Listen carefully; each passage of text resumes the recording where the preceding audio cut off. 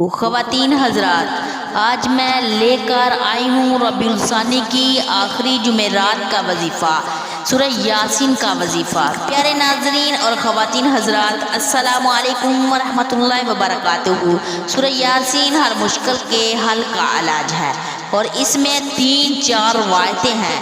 ایک روایت میں ہے کہ ایک دفعہ سورہ یاسین پڑھ لیں 2 قرآن کے برابر ہے۔ دوسری روایت میں ہے جو فجر کے بعد سورہ یاسین پڑھ لے 10 قرآن کے برابر ہے، اور تیسری روایت میں ہے ایک دفعہ سورہ یاسین پڑھ لے 25 قرآن کے برابر ہے۔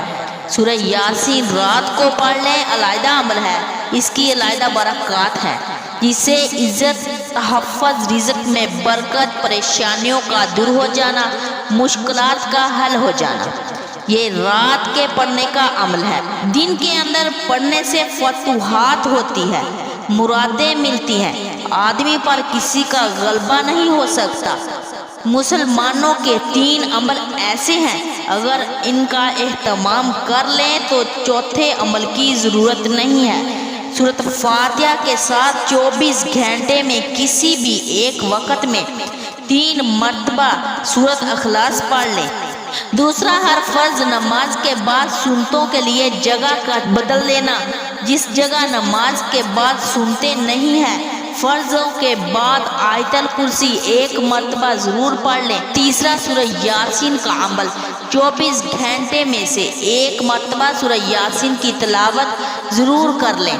جس طرح انسان کا دل ہے، اسی طرح قرآن کا دل سورہ یاسین ہے۔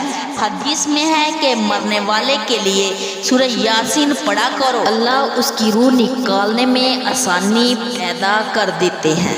تفسیر ظاہری میں لکھا ہے جب ملک الموت روح قبض کرنے آ جاتا ہے، وہاں سورہ یاسین پڑھی گئی ہو تو فرشتہ ملک الموت اللہ کو کہتا ہے اس کی روح کیسے قبض کروں۔ یاسین کے ایک حرف پر اتنے فرشتے نازل ہوتے ہیں، وہاں موجود ہوتے ہیں۔ اللہ تعالیٰ فرشتے رضوان کو بھیجتا ہے، وہ اس کو آ کر جنت کی ایک درجات اور نعمتوں کی خوشخبری دیتے ہیں۔